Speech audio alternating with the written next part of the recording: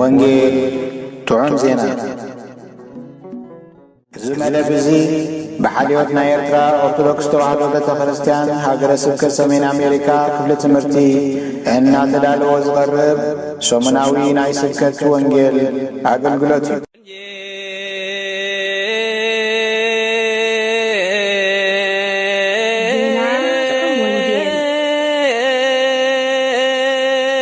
ዜና ጥዑም ወንጌል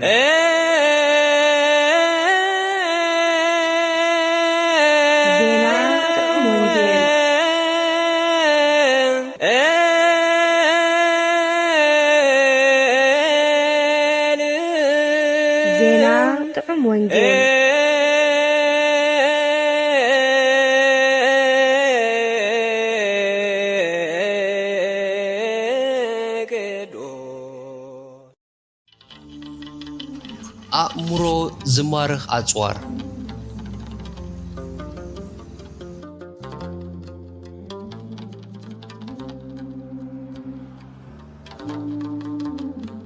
ምስባክ ናይ ዝዕለት እዚ ተገምሰስኩ ደቀስኩውን እግዚአብሔር ይድግፈንሎሞ ነቓሕኹ ነቶም ዝኸቡኒ ኣህላፋት ኣሕዛብ ኣይፈርሁምኔ መዝሙር ዳዊት ምዕራፍ 3 ፍቕደ 5-6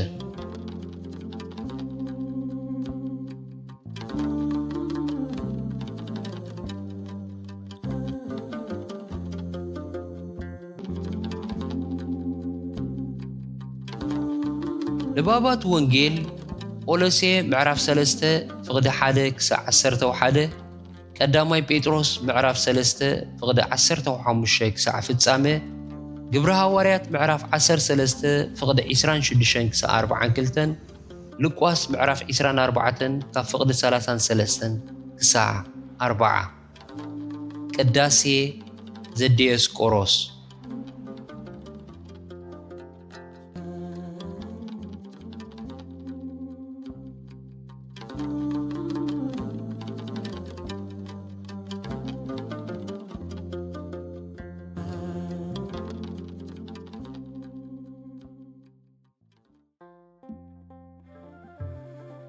بسم أبون ودن منفس قدسن حدا أملاح ክርስቶስ ተንሥአ ሙታን ኣብ ኩሉ ኩርናዓት ዓለም ዘለኹም ህዝቢ ኣምላኽ እንሆ ምሕረት ኣምላኽ ስለ ዝዓዘዘልና ተኻፈልቲ ናይዚ ሰሙን እዚ ወንጌል ጥዑም ዜና ክንከውን ስለ ዝባቕዓና ድማ ንእግዚአብሔር ኣምላኽና ስብሓት ይኹኖ።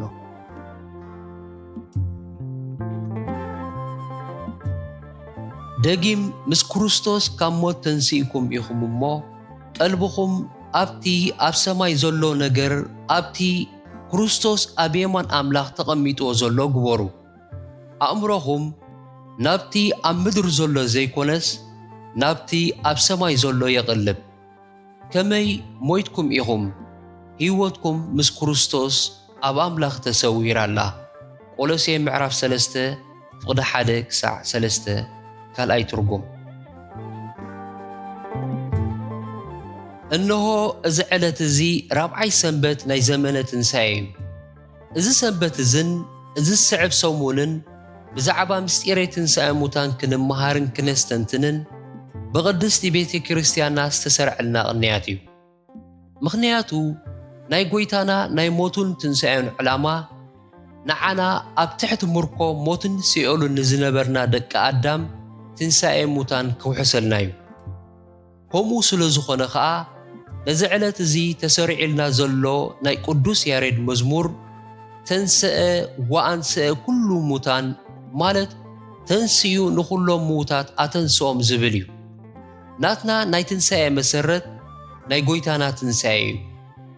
ጎይታናን መድሓኒናን ኢየሱስ ክርስቶስ እንተዘይትንስእ ንሕና እውን ዘይንትንስእ እንተንኸውን ክርስትና ኣብ ዓለም ካብ ዘለዉ ኩሎም ሃይማኖታት እቲ ዝኸፍአ ዕሽነት ምኾነ ኩላቶም ሰዓብቱ ድማ ኣዝዮም ዘደንግፁ ምኾንና ነርና።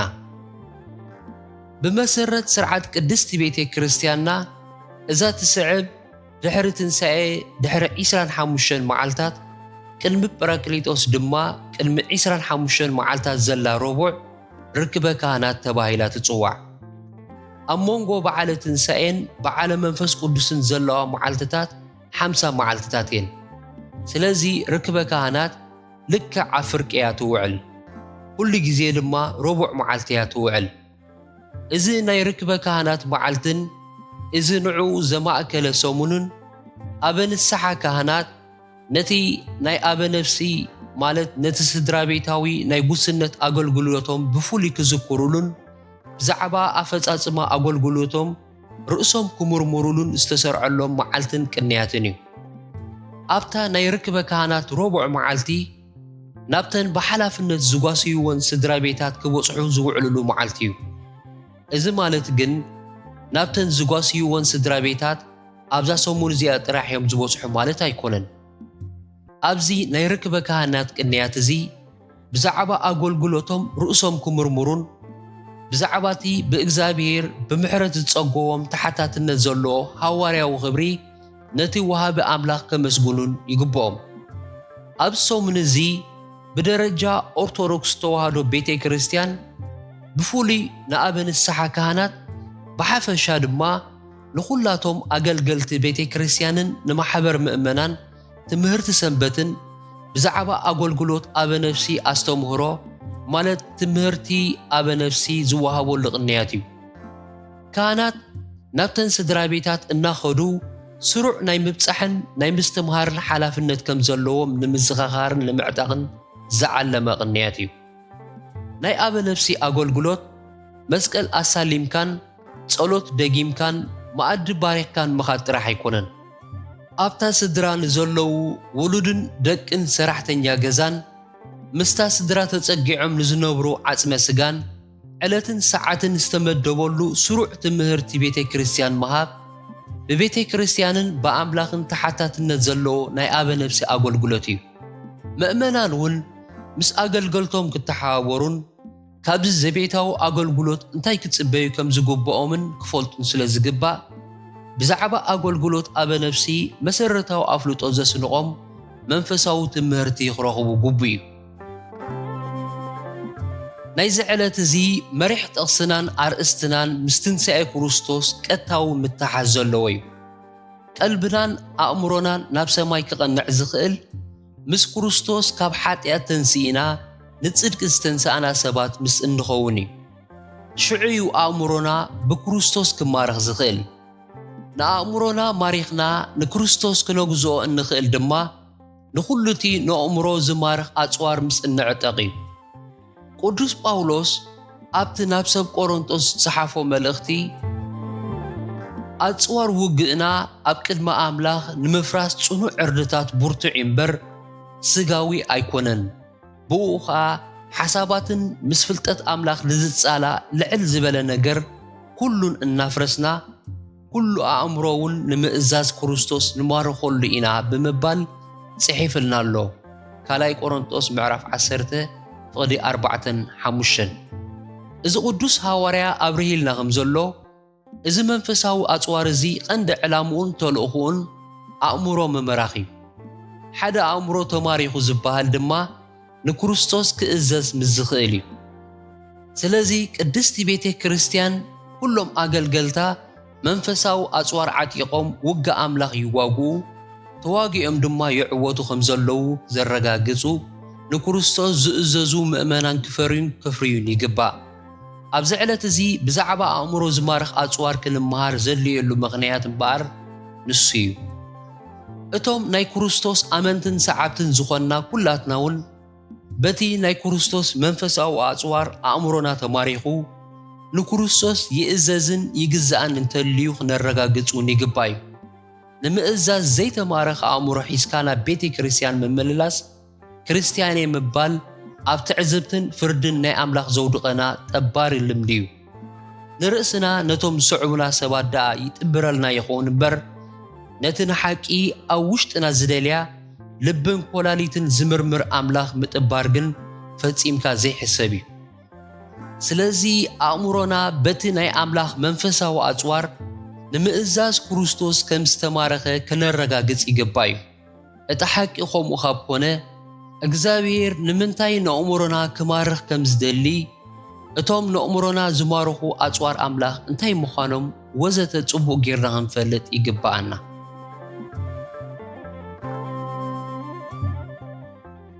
ኣእምሮና ክማረኽ ዝድለየሉ ምኽንያት እንታይ እዩ?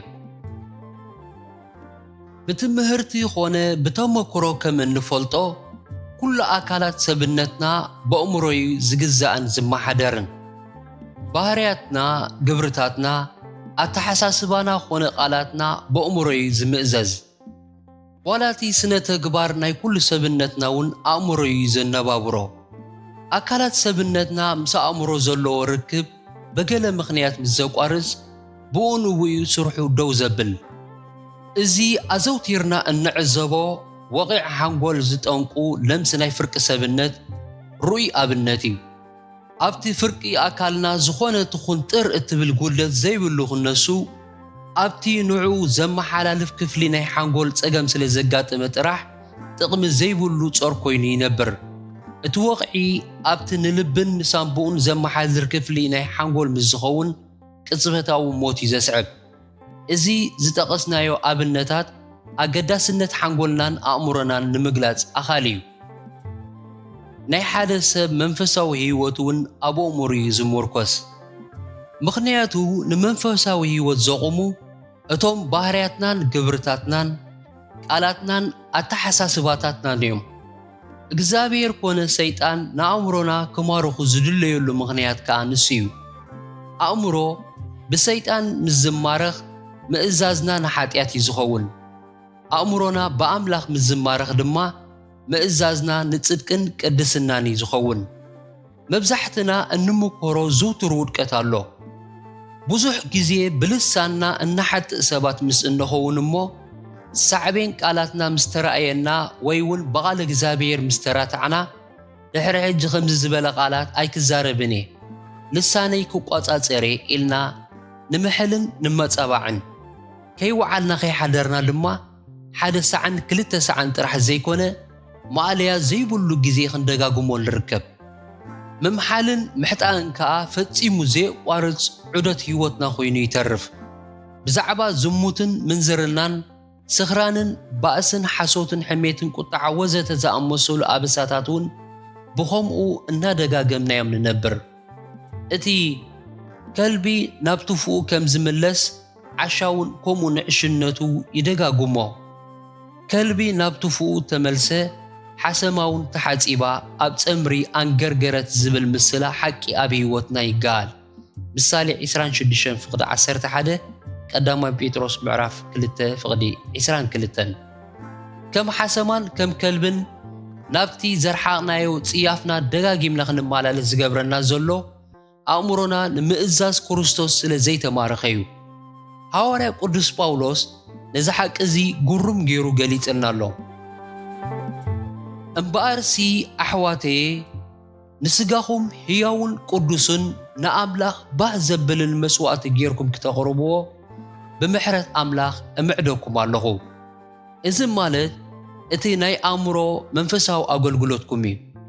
እቲ ሰናይን ባህ ዘብልን ሙሉኡን ፍቓድ ኣምላኽ እንታይ ምዃኑ ምእንቲ ክትምርምሩስ ብምሕዳስ ሓሳብኩም ማለት ኣእምሮኹም ተለወጡ እምበር ነዛ ዓለም እዚኣ ኣይትምሰልዋ። ሮሜ ምዕራፍ 12 ፍቕዲ 1-2 ኣእምሮና ንክርስቶስ ንምእዛዝ ንምግልጋልን እንተተማሪኹ ሽዑ ብዘሎ ስጋና ሕያውን ቅዱስን ንኣምላኽ ዝበቅዕን ዘሐጉስን መስዋዕቲ ጌርና ክነቕርቦ ኮቶ ኣይንጽገምን ኢና። ኣእምሮና እንተዘይተማሪኹ ግና ዋላ ኣብ ገዳም ወይ ኣብ ቤተ ክርስቲያን ተዓጺና እንተተቐመጥና እኳ ነዛ ዓለም እዚኣ ካብ ምምሳል ክንድሕን ፈጺምካ ዘይከኣል እዩ። ንክርስቶስ ዘይእዘዝ ኣእምሮ ድማ ዝጠፍአ ዝጸልመተ ሕሱር ኣእምሮ እዩ። ሐዋርያ ቅዱስ ጳውሎስ ብዛዕባቶም ኣእምሮኦም ንክርስቶስ ዘይግዝኡ ዓለማውያን ኣሕዛብ ዝሃቦም መግለጺ ነዚ ሓሳብና ኣነጺሩ ዝገልጸልና እዩ። እምበኣርሲ ከምቲ ኣሕዛብ በቲ ኾንቲ ሓሳቦም ዝመላለስዎ ከይትመላለሱ እዚ እብል ብጎይታ እውን እምዕድ ኣለኹ። ንሳቶም ብሰርቲ ርልቦምን ብሰርቲ ኣባታቶም ዘሎ ድንቁርናን ኣእምሮኦም ጸልሚቱ ካብ ህይወት ኣምላኽ ርሒቖም ድንዙዛት ኮይኖም እውን ብስስዐ ርኽሰት ዘበለ ንምግባር ናብ ዕብዳን ተለቁ። ማለት ርኽሰት ዘበለ ንምግባር ስለ ዝሰስዑ ከዓ ገዛ ርእሶም ንዘርጋን ኣእምሮኦም የግዝኡ እዮም። ንስኻትኩም ግና ንክርስቶስ ከምዚ ጌርኩም ኣይተማሃርኩምዎን። እቲ ሓቂ ኣብ ኢየሱስ ከም ዘላ ሰሚዕኩምዋን ኣብኣ ተማሂርኩምዋን እንተኾይንኩምሲ ነቲ ቀደም እተመላለስኩምሉ ብትምኒት ስሕተት ዝጠፍአ ኣረጊት ሰብነት ቀንጢጥኩም በቲ ናይ ኣእምሮኹም መንፈስ ተሓደሱ እሞ ነቲ ብናይ ሓደ ጽድቅን ቅድስናን ብመልክዕ ኣምላኽ ዝተፈጥረ ሓድሽ ሰብ ልበሱ።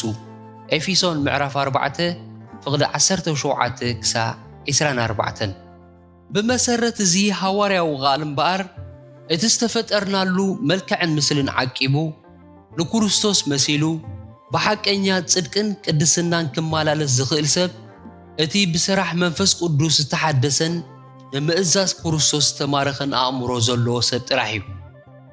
ኣእምሮና ንምእዛዝ ክርስቶስ እንድሕር ዘይተማሪኹ ግን ሕሱር ኣእምሮ ኮይኑ ይዝተርፍ። እቲ በዚ ሕሱር ኣእምሮ ዝመሓደር ስጋና ድማ ብዘይካ ሓጢኣት ካልእ ከፍሪ ኣይክእልን እዩ። ሐዋርያ ቅዱስ ጳውሎስ ንሰብ ሮሜ ኣብ ዝጸሓፎ መልእኽቱ ምስሊ ሕሱር ኣእምሮ እንታይ ከም ዝመስል ኣነጺሩ ገሊጽልና ኣሎ። ግናኸ ንኣምላኽ እናፈለጥዎስ ከም ኣምላኽ ገይሮም ስለ ዘየኽበርዎን ዘየመስገንዎን ብሓሳቦም ኮንቱ ኾኑ። እቲ ዘየስተውዕል ኣእምሮኦም እውን ጸልመተ ለባማት ኢና እናበሉ ዓሸዉ። ከምቲ ንኣምላኽ ኣፍልጠቶም ማለት ኣብ ኣእምሮኦም ክሕዝዎ ዘየቋጸርዎ ኣምላኽ ከዓ ከምኡ ዘይንቡር ክገብሩ ማለት ነውሪ ክገብሩ ንሕሱር ኣእምሮ ኣሕሊፉ ሃቦም። ስለዚ ዓመፃ ዘበለ ሕሰም፣ ስስዐ፣ ክፍኣት ዝመልኦም፣ ቅንኣት ዝመልኡ፣ ቅትለት፣ ባእሲ፣ ተንኰል፣ እከይ ዝመልኦም ኮኑ። መሕሸኽሸኽቲ፣ ሓመይቲ፣ ኣብ ኣምላኽ ጽሉኣት፣ ገፋዕቲ፣ ኩሩዓት፣ ተጃሃርቲ፣ ተጣበብቲ እከይ፣ ንወለዶም ዘይእዘዙ፣ ደናቁርቲ፣ ጠለምቲ፣ ፍቕሪ ዘይብሎም፣ ዘይድንግጹ ማለት ጨካናት እዮም። እዚኣቶም ነቶም ከምዚ ዝበለ ዝገብሩ ሞት ከም ዝግብኦም ነቲ ቕኑዕ ፍርዲ ኣምላኽ ይፈልጥዎ ክነሶምሲ ምስቶም ዝገበርዎ ድማ ይሰምሩ ኣለዉ እምበር ዝገብርዎ ጥራሕ ኣይኮኑን።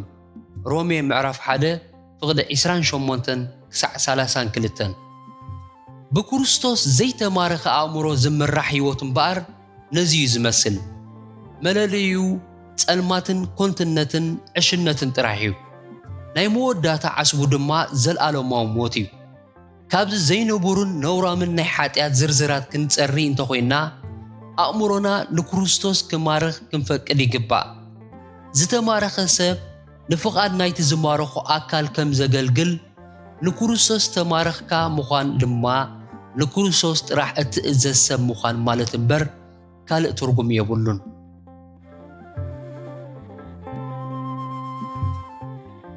እቲ ንእምሮና ክማርኽ ዝኽእል መንፈሳዊ ኣጽዋርከ እንታይ እዩ? እቲ ንእምሮና ዝማርኽ ንሕና እውን ብኡ ጌርና ንኣእምሮ ካልኦት እንማርኸሉ መንፈሳዊ ኣጽዋር ድማ ብዝርዝር ተገሊጽልና እዩ። ዓይነት ኣጽዋርና ብዓይነት ናይቲ ዝዋግአና ኣካል ዝውሰን። ኣጽዋርና ንኣጽዋር ጸላኢና እንተዘይተመጣጢንዎን እንተዘይበሊጽዎን ገና እቲ ውግእ ከይተጀመረ እኳ ስዕረትና ርጉጽ ክኸውን እዩ። ስለዚ ኸ እዩ ሐዋርያ ቅዱስ ጳውሎስ ብኸም ስዕብ ዝመዓደና ከመይ ቅልስና ማለት ውግእና ምስቶም ኣብ ሰማያት ዘለዉ ሕልቅነትን ስልጣናትን ምስቶም ንዘመን ጸልማት ዘመሓድሩ ገዛእቲ ዓለምን ምስቶም ክፉኣት መናፍስትን እምበር ምስ ሰብ ኣይኮነን እምበኣር በታ ክፍእቲ መዓልቲ ተቓዊምኩም ምእንቲ ክትክእሉስ ኩሉ ስዒርኩም ከኣ ደው ክትብሉስ ሙሉእ ኣጽዋር ኣምላኽ ልበሱ። ኤፌሶን ምዕራፍ 6 ፍቕዲ 11 ክሳዕ 13 ካልኣይ ትርጉም። ውግእና ምስ ሰብ እንተዝኸውን ከምቲ ናይ መንግስቲ ወተሃደራት ዘዕጠቕዎ ንስጋ ዘቐትልን ዘቑስልን ኣጽዋር ማዓጠቕና ነርና። ውግእና ምስቶም ኣብ ሰማያት ኮይኖም ዝዋግኡና ናይ ሰይጣን ናይ ዘመነ ጸልማት ስልጣናት ካብ ኮነ ግና ኣጽዋርና መንፈሳዊ ኣጽዋር ክኸውን ናይ ግድን እዩ። ሰይጣን ብሓሶት ስለ ዘጥቃዓና ንሕና ኸኣ ሓቂ ንዕጠቕ። ንሱ ብርኽሰት ይዋግኣና፣ ንሕና ድማ ቅድስና ንዕጠቕ። ንሱ ብጥርጥር ማለት ብዘይ ምእማን ይዋግኣና፣ ንሕና ድማ ብእምነት ንገጥመሉ። ነዚ ንሰይጣን ዝስዕር ኣጽዋር ዝዕጠቖን ዝዕወተሉን ከኣ እቲ ንክርስቶስ ዝእዘዝ ኣእምሮ ጥራሕ እዩ። ሐዋርያ ቅዱስ ጳውሎስ ነዚ መንፈሳዊ ኣጽዋርን መንፈሳዊ ውግእን በቲ ንሱ ዝነበረሉ ናይ ቀዳማይ ክፍለ ዘመን ዓይነት ኣጽዋር ይገሊጽዎ። ናይ ሽዑ ኣጽዋር ሰይፊ፣ ዋልታ፣ መንትግ ማለት ቀስቲ፣ ፍላጻ፣ ኩናት ደርዒ፣ ቁራዕ ርእሲ ወዘተ ነበረ። እቶም ንክርስቶስ ክንእዘዞ ንሰይጣን ከኣ ክንስዕሮ ዘኽእሉና መንፈሳውያን ኣጽዋር ድማ ኣብዚ ናይ ኤፌሶን ምዕራፍ 6 ፍቕዲ 14 ክሳዕ 18 ከምኡውን ኣብ ናይ ቀዳማይ ተሰሎንቄ ምዕራፍ 5 ፍቕዲ 8 ንባባት ብኸም ስዕብ ተገሊጽልና ኣሎ። ቀዳማይ ዕጣቕ ሓቂ ኤፌሶን ምዕራፍ 6 ፍቕዲ 14 ዕጣቕ ንሕቖ ዓቄታይ ከም ዘጽንዖ ንህይወት ክርስቲያን ጽንዕቲ ዝገብራ ድማ ሓቂ እዩ። ሰይጣን ብሓሶት ስለ ዝዋግኣና ሓቂ እንተዘይተዓጠቕና ክንቃወሞን ክንስዕሮን ኣይንኽእልን ኢና። እቲ ብዛዕባ ኣምላኽ ክፍለጥ ዘለዎ ኩሉ ፍልጠት ሓቂ ምስ እንፈልጦ ኣብቲ ማሕበራውን መንፈሳውን ህይወትና ድማ ሓቂ እናሓስብን እንዛረብን እንገብርን ምስ እንኸውን ናይ ሰይጣን ሓሶት ምኺኑ ይሰርፍ። ስለዚ ነታ ብክርስቶስ ተገልጸት ሓቂ ብምልኣት ክንፈልጣን ክንዕጠቓን ኣንጻር ሰይጣን ክንጥቀመላን ይግብኣና። ሓቂ ዘይዓጠቐ ኣእምሮ ዘይተማረኸን ምእዛዝ ነውሪ ኮይኑ ዝረኣዮን ክርስቲያን እዩ። ካልኣይ ድርዒ ጽድቂ ድርዒ እምነትን ፍቕርን ኤፌሶን ምዕራፍ 6 ፍቕዲ 14 ቀዳማይ ተሰሎንቄ ምዕራፍ 5 ፍቕዲ 8 ድርዒ ኣብ ኣፍ ልብኻ እተዓጥቆ ካብ ኣጽዋር ሰይጣን እትከላኸለሉ ዕጥቂ እዩ። ብጽድቂ ብእምነትን ፍቕርን ዝመላለስ ሰብ በቲ ሰይጣን ዝውርውረሉ ኣጽዋር ኣይጥቃዓን እዩ። ንጽልኢ ብፍቕሪ፣ ንጥርጥር ብእምነት፣ ንኹሉ ዓይነት ዝፈታተኖ ሓጢኣት ከኣ ብጽድቂ የምክኖ። ሳልሳይ ሰኣን ወንጌል ኤፌሶን ምዕራፍ 6 ፍቕዲ 15 ኣሽንኳይ ኣብቲ እትረግጾ ዘይትርእየሉ ውግእ ኣብ ሰላማዊ ናይ እግሪ ጉዕዞ እኳ ሰኣን ዘይብልካ ምዃን ኣዝዩ ሃሳይን መግድዕን እዩ። ምኽንያቱ ኣብ ምድሪ ብዙሕ ዝዋጋእን ዝነክስን ዝዕንቅፍን ነገር ኣሎ። ስለዚ ሙሉእ ኣድህቦኻ ናብቲ ጸላኢ ጌርካ ክትዋጋእ ሰኣኒ ምችኡን ድልዱሉን ሰኣን እኳ ደኣ ኣዝዩ ኣድላይ እዩ። ኣብ መንፈሳዊ ኣጽዋር ከም ሰኣኒ ኮይኑ ዘገልግለና ድማ ወንጌል ሰላም እዩ። እቲ ብወንጌል ዝርከብ ሰላም ዘይዓጠቐ ክርስቲያን ሩብሽ ስለ ዝኾነ ንሰይጣን ክገጥመሉን ክዕወተሉን ኣይክእልን እዩ። ኣብ ሓደ ግዜ ምስ ክልተ ሰባት ከም ዝዋጋእ ዝተገድዐ ወተሃደር እዩ ዝኸውን። ነቲ ሓደ እንተተዓዊትካሉ እኳ በቲ ካልኣይ ክጥቃዕ ዘይተርፈሉ ዕጫ እዩ። እግርኺ ጥራይ ካብ ምዃን ተጠንቀቒ ዝተባለሉ ምኽንያት ከዓ ንሱ እዩ። ራብዓይ ዋልታ እምነት ኤፌሶን ምዕራፍ 6 ፍቕዲ 16 ዋልታ ናይ ምጥቃዕ ዘይኮነስ ናይ ምክልኻል ኣጽዋር እዩ። ነቲ ጸላኢኻ ዝውርውረልካ ርሱም መንትግ ብዋልታ ኢኻ እተምክኖ። ነቲ ናይ ጥርጥርን ተስፋ ምቑራጽን ርሱን መንትግ ብሓያል እምነት ጌርና ነምክኖን ነጥፎን። እምነት እንተዘይተዓጠቕና ግና እቲ መንትግ ጸላኢ ናብ ክሕደት ከብጽሓና ይኽእል እዩ። ሓምሻይ ቁራዕ ርእሲ ምድሓን ኤፌሶን ምዕራፍ 6 ፍቕዲ 17 ቀዳማይ ተሰሎንቄ ምዕራፍ 5 ፍቕዲ 8 ርእሲ እቲ ቀንዲ ኣካል ናይ ሰብነት እዩ ርእሱ ዝተሃርመ ወተሃደር ካልእ ኣካሉ ጥዑይ ክነሱ ክጥቀመሉ ኣይክእልን እዩ ድሕነት ማለት ምድሓንካ ናይ እምሮ ቁራዕ ርእሲ እዩ ናይ ዘይደሓነ ሰብ ኣእምሮ ናይ ሰይጣን ዕቤት እዩ ካብ ኮንቱ ሓሳባትን ድሌትን ዘይደሓነ ኣእምሮ ንመጥቃዕቲ ሰይጣን ቁሉዕ ስለ ዝኾነ ኣብ መንፈሳዊ ውግእ ድሕነት ኣእምሮ ዝተሓለወ ኣእምሮና ብተስፋ ምድሓን ዝመልአ ክኸውን ይግባእ ሻድሻይ ሰይፊ መንፈስ ማለት ቃል ኣምላኽ ኤፌሶን 6:17 ክሳዕ ሕጂ ዝጠቐስናዮም ኩላቶም ኣጽዋር ናይ ምክልኻል ኣጽዋር እዮም ናይ ክርስቲያን እንኮ ናይ ምጥቃዕ ኣጽዋር ቃል ኣምላኽ እዩ ናይ ክርስቶስ ሰይፊ እውን እቲ ካብ ኣፉ ዝወፅእ ክልተ ዝኣፉ በልሕ ሰይፊ እዩ ቃል ኣምላኽ ዘይዓጠቐ ልሳን ሒዙ ዝነብር ክርስቲያን ከዓ ንሰይጣን ከጥቅዕ ዘይክእል ኩሉ ግዜ ንመጥቃዕቲ ዝተቃልዐ ድኹም ክርስቲያን እዩ ንእምሮ ናይ ሰማዕቱ ንምእዛዝ ክርስቶስ ክማርኽ ዘይክእል ፍረ ዘይብሉ መኻን ክርስቲያን እዩ ቃል ኣምላኽ መንፈሳዊ ሰይፊ ስለ ዝኾነ እዩ ብስብከት ሃዋርያ ጴጥሮስ ልቦም ተወጊኡ ኣስታት 3,000 ሰባት ናብ ክርስቶስ ተማረኹ ሻውዓይ ብመንፈስ ምጽላይ ኤፌሶን 6:18-20 ጸሎት ናይ ንቑሕ ኣእምሮ ውፅኢት እዩ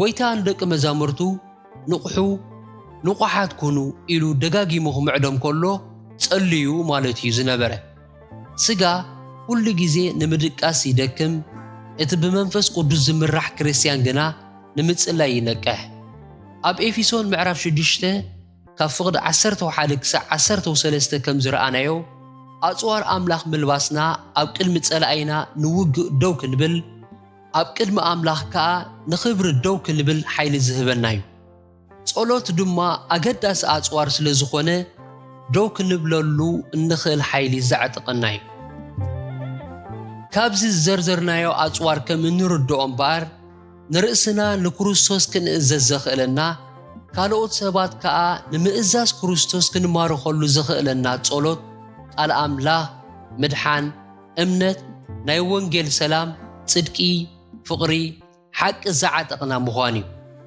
እቲ ነዚ ኣጽዋር እዚ ዘዓጠቐ ኣእምሮ ንክርስቶስ ተማረኸ ኣእምሮ እዩ በዚ ኣጽዋር እዚ ዘይተማረኸን ዘይተዓጥቀነ ኣእምሮ ግን ኣዝዩ ሕሱር ኣእምሮ ስለ ዝኾነ ምስ ኣእምሮ ኣይቋፀርን እዩ ኣእምሮ ብዘይብሉ ውልቀ ሰብን ህዝብን ድማ እግዚኣብሔር ኣዝዩ ይቁጣዕ ይቆጽዖን የውድቆን እምበር ኮቶ ኣይምሕሮን እዩ ህዝበይ ዓሻይ እሞ ኣይፈልጠንን ድንዙዛት ደቂዮም እሞ ኣእምሮ የብሎምን እከይ ንምግባር ጥበበኛታት እዮም ሰናይ ንምግባር ግና ኣይፈልጡን እዮም ኣእምሮ ዘይብሉ ህዝቢ እሞ ስለዚ እቲ ፈጣሪኡ ኣይድንግጸሉን እቲ ደኳንኡ ድማ ኣይምሕሮን ኣእምሮ ዘይብሉ ህዝብስ ክወድቕ እዩ ትንቢት ኤርምያስ ምዕራፍ 4:22 ኢሳያስ ምዕራፍ 27:11 ሆሴዕ ምዕራፍ 4:14 ስለዚ መፈጸምታና ምእንቲ ክጽብቕ ኣእምሮና በዚ ቅዱስ ኣጽዋር እዚ ተማሪኹስ ባዕሉ ነዚ ኣጽዋር እዚ ዓጢቑ ንእምሮ ናይቶም ኣብ እምነት ዘየለዉ ንምምራኽ ይዋገአሉ ከም ዘሎ ክነረጋግጽ ይግባእ እቲ ንስጋን መለኮትን ኣዋሃይዱ ብምስጢር የተዋህዱ ዘድሓነና ጎይታናን መድሓኒናን ኢየሱስ ክርስቶስ በቲ ዘይምርመር ኣእምሩ እንታይ ዓይነት ህይወት ክንነብር ከም ዝግባኣና ዘይሃስስ ኣርኣያ ሓዲግልና እዩ ቅዱሳን ሃዋርያቱ ነቲ ቅዱስ ኣርኣዩ ብምስዓብ ኣእምሮና እንታይ ክመስል ከም ዘለዎን ብኸመይ ክንጥቀመሉ ከም ዝግባኣናን ናይ ቃል ትምህርትን ናይ ግብሪ ኣርኣያን ሓዲጎምልናዮም ሓሊፎም ከምቲ ኣነ ንክርስቶስ ዝመስሎ ዘለኹ ንስኻትኩም ንዓይ ምሰሉ ዝብል ንጹር መምርሒ እውን ሓዲጎምልናዮም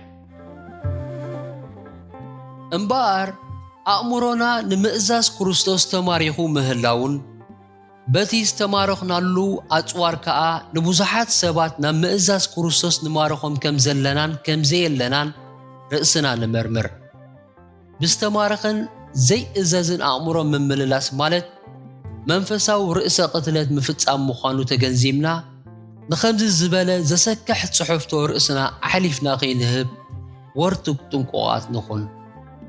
ጸጋ ጐይታ ኢየሱስ ክርስቶስን ፍቕሪ ኣምላኽን ሕብረት መንፈስ ቅዱስን ምስ ኩላትና ይኹን። ኣሜን።